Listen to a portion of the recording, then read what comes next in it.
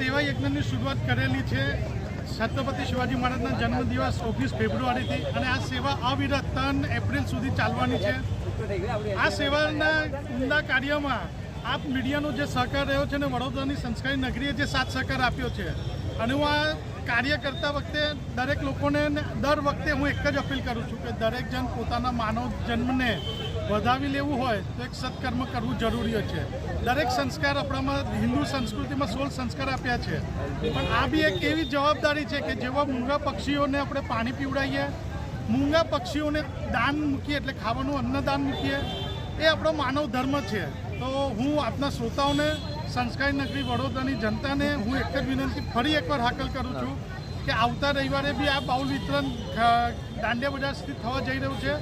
તો ત્યાં આવીને બાઉલ લઈ જઈને આગ્રહ એક જ રાખીશ કે માટીના બાઉલમાં પાણી મૂકે જેથી એ પાણી ઠંડુ રહેશે, મૂંગા પક્ષીઓને તે ગરમ લાગે નહીં કારણ કે આપણે સ્ટીલના કે પ્લાસ્ટિકમાં મૂકીશું ચોક્કસ ગરમ રહેશે। એટલે આગ્રહ હું આપના માધ્યમથી એટલે જ કરું છું કે બનતા સુધી માટીના બાઉલમાં મૂકે। સાહેબ, આ અભિયાન માત્ર જીવદયા ઉદાહરણ નથી પરંતુ પ્રાણીઓ સંરક્ષણ પર્યાવરણ રક્ષણ માટે મદદરૂપ થાય સાબિત થાય છે, શું કહેશો? આ જે પર્યાવરણ તો આજે જે રીતનાનું હાલનું પર્યાવરણ આપણે જોઈએ છે કે એન્વાયરમેન્ટની